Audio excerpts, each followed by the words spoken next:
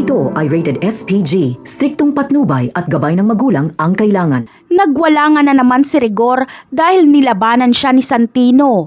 Ipinagtanggol lang naman kasi ni Santino si Roda. Dahil nagulpi si Santino ni Rigor at wala man lang nagawa si Marites, ay pati kay Marites ay sasama ang loob ni Santino. Kaya tuluyan ng lalaya si Santino at sasama na kila Edwin at sasali na siya sa Red Phoenix.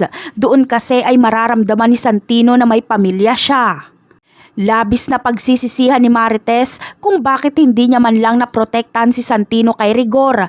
Lahat na ay nawala na sa kanya. Dito na makakapag-isip-isip si Marites na iwan niya na si Rigor. Dahil sa kakasunod niya kay Rigor ay nawala tuloy ang lahat ng tunay na nagmamahal sa kanya.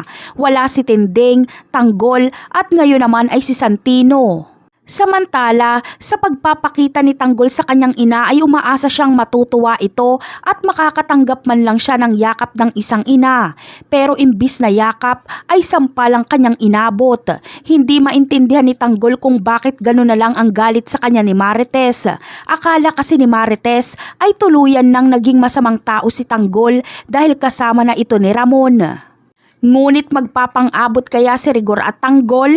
Ano kaya ang gagawin ni Rigor kapag makita niyang asensado na si Tanggol? Malamang ay gusto niyang patayin si Tanggol kahit wala naman itong ginagawang masama sa kanya.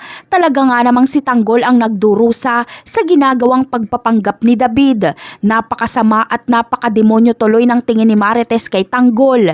Kaya abangan na lang natin kung kailan dadalawin ng karma si David. Bye!